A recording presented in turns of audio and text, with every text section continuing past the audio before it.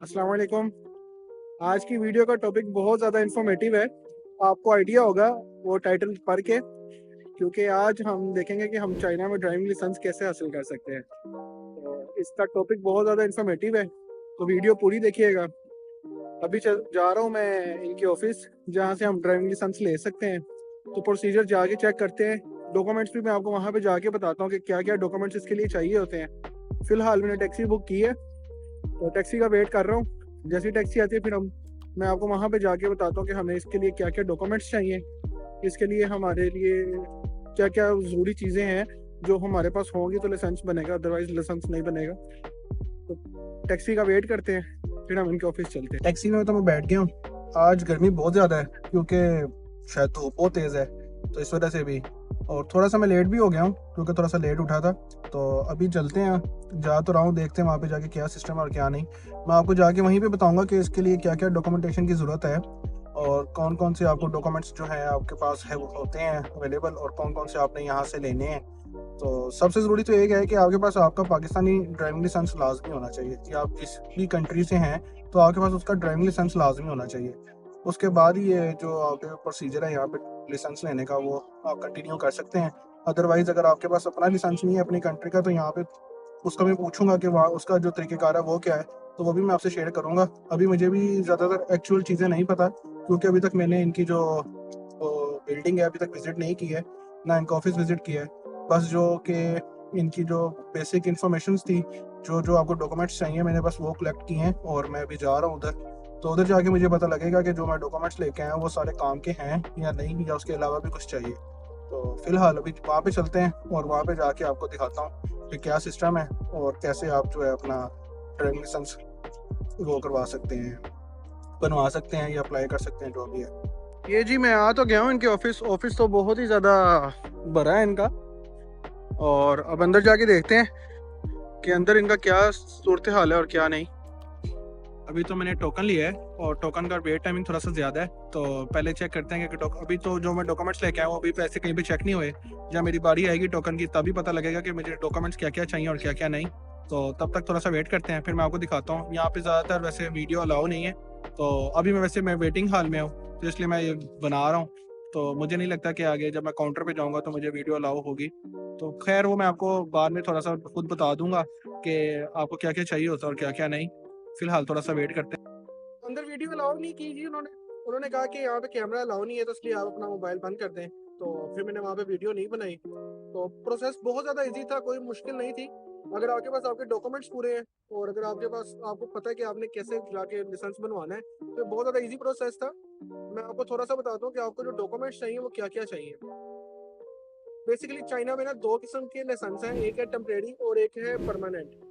Temporary और permanent जो है, टेम्परेरी होता है 1 साल का, परमानेंट होता है 5 साल का। और ये टेम्परेरी लाइसेंस जो है ये फॉरेनर्स के लिए ही होता है। बेसिकली इसमें भी वही डॉक्यूमेंट्स चाहिए जो कि आपको परमानेंट के लिए भी चाहिए, मतलब कि डॉक्यूमेंट सेम ही रहेंगे, कैटेगरीज दो हैं। मैंने अभी फिलहाल बनवाया है 1 साल का, क्योंकि मैं आपको बताऊंगा 1 साल का बनवाने के क्या फ़ायदे हैं और परमानेंट बनाने के क्या फ़ायदे हैं। टेम्परेरी मैंने इसलिए बनवाया है, वो मैं आपको आगे जाके बताता हूँ कि उसका ज़्यादा क्या फ़ायदा है, कि मैंने सोचा कि मैं पहले टेम्परेरी बनवाता हूँ फिर परमानेंट की तरफ जाऊँगा। इसके लिए जो डॉक्यूमेंट्स चाहिए, सबसे पहले तो आपको चाहिए आपको अपना, जिस कंट्री से आप आए हैं। मैं जैसे पाकिस्तान से आया हूँ, तो मेरे पास पाकिस्तानी लाइसेंस है। वहाँ का कोई इंटरनेशनल लाइसेंस नहीं होना चाहिए आपका पास, एक जो नॉर्मल लाइसेंस होता है अपनी कंट्री का वो लाइसेंस होना चाहिए आपके पास। और चाइना में जाहिर सी बात है लैंग्वेज बैरियर बहुत ज़्यादा है, तो आपका जो भी डॉक्यूमेंट्स हैं, तो मतलब कि आपका जो ड्राइविंग लाइसेंस है उसको आपने ट्रांसलेट करवाना है चाइनीज़ के अंदर। और वो बिल्कुल एक इजी प्रोसेस है। जो चाइना में रह रहे हैं उनको पता है कि ट्रांसलेशन बड़ी आसान होती है यहाँ पे। अगर आप अपना ड्राइविंग लाइसेंस ट्रांसलेट करवाना चाहते हैं किसी भी अपने कॉन्टैक्ट लिस्ट में देखें, कोई ना कोई आपको बता देगा कि ट्रांसलेशन कहाँ से होती है। उसकी स्टैम्प लाजमी है उसके ऊपर ट्रांसलेशन वाले की। आपको एक ट्रांसलेशन अपने जो ड्राइविंग लाइसेंस है जिस कंट्री का उसकी ट्रांसलेशन चाहिए। उसके अलावा आपका आपका पासपोर्ट चाहिए, वो तो ज़रूरी है। और आपका अपना रेजिडेंट परमिट चाहिए जो आपके पासपोर्ट के ऊपर होता है। इसके अलावा आपको चाहिए अकोमोडेशन लेटर। जैसे अगर कोई स्टूडेंट बनवाने चाह रहा है जो जिस डोमेट्री में रहता है या अगर फ्लैट में रहता है, तो उसके पास अपना अकोमोडेशन लेटर होता है, वो चाहिए। उसके अलावा आपको एक डॉक्यूमेंट चाहिए जो आपको आपके मुतलका पुलिस थाने से मिलेगा, मतलब कि पुलिस स्टेशन से मिलेगा, जो आपके इस एरिया जिस तरह आप रहते हैं उस एरिया का जो पुलिस स्टेशन आपको, उस एरिया का जो पुलिस स्टेशन होगा उससे आपको आपका वो मिलेगा, अकोमोडेशन लेटर जो पुलिस वाला भी बना के देगा, 2 अकोमोडेशन लेटर हो गए। इसके अलावा आपको चाहिए आपकी एक पिक्चर, ठीक है, जो नॉर्मल साइज की होती है, मतलब कि जो पासपोर्ट साइज की पिक्चर होती है वो चाहिए। इसके अलावा जो है आपको अपना जो है और ऐसी कोई डॉक्यूमेंट्स की ज़रूरत नहीं पड़ती जो आपको कहें कि वहाँ पे जाके तंग होता है। एक और डॉक्यूमेंट है, वो होता है फिजिकल फॉर्म, जिसके अंदर आपकी अपीयरेंस होती है बॉडी की, मतलब कि आपको डिसेबिलिटी तो नहीं है या आपकी जो आई साइट है वो कितनी है। आप जब चाइना आते हैं तो आप सबको पता है कि आप वीज़ा प्रोसेसिंग के दौरान एक वो करवाते हैं, अपना मेडिकल सर्टिफिकेट बनवाते हैं, वो भी वहाँ पे चल जाता है। अगर आपका एक्सपायर हो गया हुआ है या अगर नहीं एक्सपायर हुआ हुआ तो आप उसको भी यूज़ कर सकते हैं, क्योंकि उसके ऊपर भी आई साइड और जो है ना चीज़ें लिखी होती हैं कि आपकी कोई डिसेबिलिटी तो नहीं है या आपको कोई मसला तो नहीं है किसी भी किस्म का, तो आप उसको भी यूज़ कर सकते हैं। मैंने उसी को यूज़ किया, मैंने कोई अलग से नहीं बनवाया। तो मेरा वैसे मेरे केस में एक्सपायर हो गया हुआ था वो, लेकिन मैंने जब उनको वहाँ पे दिया तो उन्होंने उसको एक्सेप्ट कर लिया, तो मैंने उसको उसी को यूज़ किया, मैंने अलग से कुछ नहीं बनवाया उसका। इसके अलावा जो आपके लिए ज़रूरी है वो सिर्फ यही है कि आप इसकी टेम्परेरी की फ़ीस कोई नहीं होती, परमानेंट की फ़ीस होती है। तो टेम्परेरी का जो प्रोसेस है, आपने ऐसे ही जैसे मैं आपके सामने भी अंदर गया था, आपने उनको जाके कहना कि यार मैं ना टेम्परेरी लाइसेंस बनवाना चाहता हूँ। तो वो आपसे आपके डॉक्यूमेंट्स मांगेंगे सारे जो मैंने आपको बताए हैं। मैं ये मेंशन भी कर दूंगा नीचे, आप पढ़ लीजिएगा अगर आपको ठीक से समझ नहीं आती वीडियो में तो। आपने उनको अपने डॉक्यूमेंट्स देने हैं, वो आपके डॉक्यूमेंट्स चेक करेंगे सारे। डॉक्यूमेंट्स चेक करने के बाद वो आपसे कहेंगे कि आप 30 से 40 मिनट जो है सिर्फ वेट करें। आपकी जो है थोड़ी सी वहाँ पे मतलब कि आपको बिठाएंगे वेटिंग हॉल में। उसके बाद जो है आपको आपका लाइसेंस बना के टेम्परेरी वाला दे देंगे 30 मिनट के अंदर ही। इसलिए बहुत ज़्यादा इजी प्रोसेस था टेम्परेरी का, और इसका कोई मतलब कोई ऐसा मसला नहीं था कि मसला पेश आ जाए वहाँ पे जाके कोई मसला हो या कुछ भी, ऐसा कुछ नहीं होता। बिल्कुल इजी टेम्परेरी आपको लाइसेंस बना देते हैं। इसमें आपको ये होता है कि आप 1 साल के लिए चाइना के अंदर गाड़ी चला सकते हैं, बाइक चला सकते हैं। अच्छा, गाड़ी और बाइक से जो है एक और चीज़ है, चाइना में ना कैटेगरीज है, मतलब कि अगर आपने ऑटोमेटिक गाड़ी चलानी है उसकी अलग कैटेगरी है, अगर आपने मैनुअल चलानी है उसकी अलग कैटेगरी है। मैं एक फॉर्म ऐड कर दूंगा, उसके ऊपर सारी कैटेगरीज लिखी हुई हैं। लेकिन जो मैंने बनवाया है गाड़ी और बाइक दोनों का, तो उसकी जो कैटेगरी का जो नाम है ना वो है C1+E। अब C1 जो है वो गाड़ियों के लिए है, उसके अंदर ऑटोमेटिक और मैनुअल गाड़ियां दोनों आती हैं। ई जो है वो बाइक्स के लिए है। कुछ लोग ऐसा करते हैं, यहाँ पे मिस्टेक ऐसी करते हैं क्योंकि लैंग्वेज बैरियर की वजह से हमें कुछ चीज़ें समझ नहीं आती हैं। तो कुछ लोग ऐसे करते हैं कि वो सिर्फ और सिर्फ गाड़ी का लाइसेंस बनवा लेते हैं C1, जिसमें सिर्फ वो गाड़ी चला सकते हैं, बाइक नहीं चला सकते। तो आप ये याद रखिएगा, अगर आपने बाइक भी चलानी है और अगर आप गाड़ी भी चलाना चाहते हैं, अगर आपने दोनों चीज़ें चलानी है तो उसके लिए आपको C1+E बनवाना है।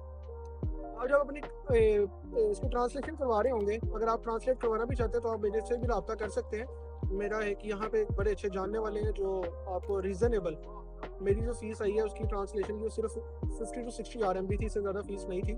तो आप ट्रांसलेशन भी करवा सकते हैं। उसको आपने कहना है कि आपने उसकी ट्रांसलेशन के अंदर C1+E मेंशन करना है। जब आप वो C1+E मेंशन करेंगे ना तो वो उनको खुद ही पता लग जाएगा कि यार आपने बाइक और गाड़ी दोनों का लाइसेंस बनवाना है। इसलिए ये याद रखिएगा कि अगर आपने दोनों का लाइसेंस बनवाना है तो आपने C1+E उस पर ऐड करवाना है। ये टेम्परेरी का लाइसेंस का प्रोसीजर था जो बहुत ही आसान था, इसमें कोई मतलब ऐसा मसला नहीं है। अब परमानेंट की थोड़ी सी बात करते हैं।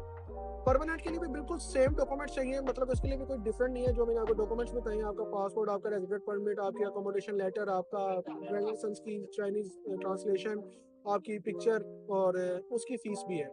उसकी फ़ीस मेरी सिटी में चांगशो में रहता हूँ तो इसकी इधर जो उसकी फ़ीस थी वो 110 RMB से लेके 150 RMB के अंदर थी, और इससे ज़्यादा कोई फ़ीस नहीं है इसकी। इसके अलावा जो है आपके लिए जब आप परमानेंट के लिए जाते हैं आपने सेम यही प्रोसेस करना है। आपने उधर जाकर उनको कहना कि यार मैं परमानेंट लाइसेंस बनवाना चाहता हूँ, जो चाइनीज़ आप जैसे रेगुलर लाइसेंस होता है चाइना का। वो आपसे वैसे ही सारे डॉक्यूमेंट्स कलेक्ट करेंगे, वो आपकी सारी चीज़ें आपको बताएंगे कि यार ये मेरी आपसे मैंने डॉक्यूमेंट्स कलेक्ट करनी है। वो फिर आपको कहेंगे कि अब मैं आपको 2 से 3 दिन बाद कॉल आएगी आपको। वो 2 से 3 दिन बाद कॉल की वजह ये है कि मैं जिस सिटी में हूँ चांगशो में, यहाँ पे जो इनका जो टेस्ट होता है ना वो हमारा थ्योरी टेस्ट होता है, हमारा फिजिकल टेस्ट देने की हमें ज़रूरत नहीं है, क्योंकि हमने ऑलरेडी अपनी कंट्री में फिजिकल टेस्ट दिया होता है। मतलब आपने कार ड्राइव नहीं करनी है, सिर्फ आपने थ्योरी टेस्ट देना है। थ्योरी टेस्ट जो होता है इनका 100 क्वेश्चन होते हैं, MCQs होते हैं, कोई शॉर्ट क्वेश्चन या लॉन्ग क्वेश्चन नहीं होते। तो आपने सिर्फ उनका MCQs का टेस्ट देना है। 100 में से आपके 90 ठीक होने चाहिए, क्योंकि इसमें सिर्फ 10 की गलती की गुंजाइश है। आप 10 गलत कर सकते हैं, 90 आपके ठीक होने चाहिए। 100 में से 90 नंबर आपके लाजमी है। अगर आपके 90 नहीं आते तो आपका लाइसेंस वो उस वक्त नहीं बनाते, आपको दोबारा से टेस्ट देना पड़ेगा। अच्छा, अब इसकी तैयारी करने का भी एक बड़ा अच्छा तरीका है, बिल्कुल ईज़ी है, ये कोई मुश्किल नहीं है। मैंने इसकी तैयारी की थी, पर मैंने फ़िलहाल टेम्परेरी बनाया है, मैं आपको बताऊँगा मैंने टेम्परेरी क्यों बनवाया है। तो इसकी मैंने तैयारी इसलिए की थी कि आपको मैं एक ऐप का लिंक शेयर करूँगा, उस ऐप के ऊपर ना इन्होंने एक टेस्ट ऐप बनाई हुई है। उसके अंदर बहुत ज़्यादा ऐसे सवालात आएँगे, आपको पता लग जाएगा यार किस किस्म के सवाल होते हैं। सवाल कोई ऐसा मुश्किल नहीं है, वही है जो गाड़ी चलाता है उसको पता है कि यार इस लेन का क्या मतलब है, इस इंडिकेटर का क्या मतलब है। अगर मैंने सब ऐसे सवाल ही हैं, कुछ इस साइंस का क्या मतलब है, ऐसे सवाल हैं, कोई ऐसे मुश्किल सवाल नहीं है। तो सिर्फ़ अगर आपको गाड़ी चलानी आती है, तो आप अगर रोड पे आपने गाड़ी चलाई हुई है, तो आपके लिए वो बहुत ईज़ी है, आपके लिए कोई मुश्किल नहीं है वो टेस्ट भी। पर मैंने टेम्परेरी इसलिए बनवाया था, क्योंकि मैं चाहता था कि मैं टेम्परेरी बनवा लूँ और सबसे पहले यहाँ पे कुछ महीने के लिए, जैसे 1 या 2 महीनों के लिए अपनी गाड़ी या जो भी मैं खरीदता हूँ, अभी तक तो कुछ नहीं खरीदा, पर आगे कल या परसों मैं कोई चीज़ खरीदूँगा। तो मैंने सोचा था कि यार मैं सबसे पहले यहाँ पे कोई चीज़ खरीद के ना, उसपे टेस्ट करूँगा, मतलब कि मैं खुद यहाँ पे ड्राइव करूँगा, तो मेरे जो कॉन्सेप्ट्स हैं ना वो सारे क्लियर हो जाएँगे। क्योंकि थोड़े से आपका जो टेस्ट है वो इंग्लिश में भी मौजूद है, चाइनीज़ की ज़रूरत नहीं है। चाइनीज़ लैंग्वेज में भी होता है और इंग्लिश में भी होता है, ज़ाहिर-सी बात है आपने इंग्लिश सेलेक्ट करना है। तो लेकिन कुछ सवालात और कुछ साइन इनके ऐसे हैं जो कि हमें ठीक से समझ नहीं आते हैं। इनके रोड के जो रूल्स हैं और इनके जो सिग्नल्स के रूल्स हैं वो थोड़े से डिफरेंट हैं। तो उस सब को समझने के लिए मुझे लगता है कि पहले एक दफ़ा आप टेम्परेरी लाइसेंस बनवा लें, उसकी फ़ीस भी कोई नहीं है, उसका कोई प्रोसेस भी ऐसा नहीं है जो कि बहुत मुश्किल हो। ईज़िली आप जाते हैं, आपको 30 मिनट में आपका लाइसेंस मिल जाता है, मतलब कि टेम्परेरी परमिट आपको मिल जाता है। तो वो मैं आपको दिखाऊँगा भी, मैं मेंशन कर दूँगा पिक्चर्स को। इसके अलावा आप वहाँ पे जब आपने आपके कॉन्सेप्ट क्लियर हो जाते हैं ना रोड्स के और आपके सिग्नल्स के, आपके साइंस के, तो आपके मुझे लगता है कि आपको जो टेस्ट देने की जो वो है ना, कहते हैं ना काबिलियत, वो ज़्यादा हो जाती है। आप इज़िली टेस्ट पास कर सकते हैं तब। तो इसलिए मैंने टेम्परेरी बनवाया ताकि मैं पहले कुछ अर्सा यहाँ पे गाड़ी चलाऊँ, उसके बाद देखूँ और जाऊँ और जाके टेस्ट दूँ, तो मुझे लगता है कि मैं टेस्ट तब इज़िली क्लियर कर लूँ। वैसे क्लियर तो अभी भी बंदा कर लेता है, लेकिन फ्री की एक चीज़ मिल रही है, उस पे आप अपने आप को ट्रेन कर लें, ट्रेन करने के बाद जब टेस्ट देने जाएँगे तो ज़ाहिर-सी बात है आपके लिए बिल्कुल आसान हो जाएगा। तो इसलिए मैंने टेम्परेरी बनवाया, मैंने अभी परमानेंट नहीं बनवाया, मैं 1 या 2 महीने बाद जाके दोबारा परमानेंट बना लूँगा, सेम प्रोसेस है, कोई डिफरेंट नहीं है। बस आपने ऐसे ही जाना है, डॉक्यूमेंट्स जमा करवाने हैं, डॉक्यूमेंट जमा करवाने के बाद वो आपको 3 दिन का टाइम देंगे। चांगचुंग में रहता हूँ मैं, तो चांगचुंग में 2 दिन इनका टेस्ट होता है, जैसे कि एक ट्यूसडे को और एक फ्राइडे को। तो ये या तो आपको मंडे को या तो आपको थर्सडे को कॉल करेंगे, कल आपका टेस्ट है, तो आप कल आ जाइएगा। जब आपने टेस्ट लेने के लिए जाना है, तब आपका ये टेस्ट लेंगे, टेस्ट लेके आपका जो अगर आप टेस्ट में आप पास हो जाते हैं, तो ये आपको उसी 30 से 40 मिनट के अंदर आपका लाइसेंस जो है वो आपको बना के दे देंगे, परमानेंट। तो ये बहुत ज़्यादा ईज़ी प्रोसेस था, इसका कोई मुश्किल प्रोसेस नहीं है, इसलिए क्योंकि आपके पास अपने कंट्री का लाइसेंस है। अगर आपका कंट्री का लाइसेंस नहीं है, तो फिर आपका लाइसेंस बहुत मुश्किल है, फिर वो आपका लाइसेंस ना बनने के चांसेस ज़्यादा हैं। क्योंकि आपको यहाँ पे पूरा प्रोसीजर करना पड़ता है, आपको एक पूरी स्टडी करनी पड़ती है, आपको एक टेस्ट देने पड़ते हैं।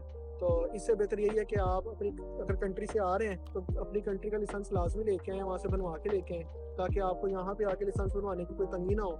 और जब आप लाइसेंस बनवा लेते हैं, क्योंकि आपको पता है चाइना बहुत ही तरक्की याफ़्ता मुल्क है, यहाँ पे हर चीज़ बहुत ज़्यादा मतलब कि आपको सस्ती मिल जाती है, आपकी दूसरी कंट्री से आपको गाड़ी बहुत सस्ती मिल जाती है, बाइक सस्ती मिल जाती है। और तो आप आएँ यहाँ पे अपनी गाड़ी और बाइक अगर लेना चाहते हैं, तो वो भी खरीद के, आगे में लाइसेंस होगा, विदाउट लाइसेंस ये आपको चलाने ही नहीं देते।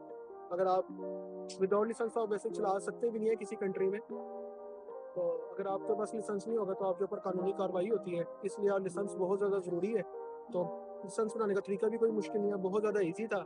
मैंने आपको सारे डॉक्यूमेंट जो हैं मैं सारे मेंशन कर देता हूँ नीचे भी, और इसके अलावा भी अगर आपको कोई भी डिटेल चाहिए हो या कोई भी आपको ऐसा सवाल हो जो मैं इस वीडियो में नहीं बता सका, अगर आपका कोई भी सवाल है तो आप मुझे कमेंट्स में भी पूछ सकते हैं। अदरवाइज़ मैंने नीचे अपने सोशल ऐप्स के जो लिंक्स हैं वो भी शेयर किए हुए हैं, आप मेरे से उसके ऊपर भी राब्ता कर सकते हैं। तो मैं आपको गाइड कर दूँगा अगर आपको कोई भी मसला पेश आता है तो। वैसे आपको कोई मसला पेश नहीं आएगा, क्योंकि प्रोसेस बहुत ज़्यादा ईज़ी है। बस आपने याद रखना है कि 2 किस्म के लाइसेंस हैं, एक टेम्परेरी और एक परमानेंट। टेम्परेरी बहुत ज़्यादा ईज़ी है, अगर आपके पास आपका लाइसेंस और आपके डॉक्यूमेंट्स जो मैंने आपको बताया वो है।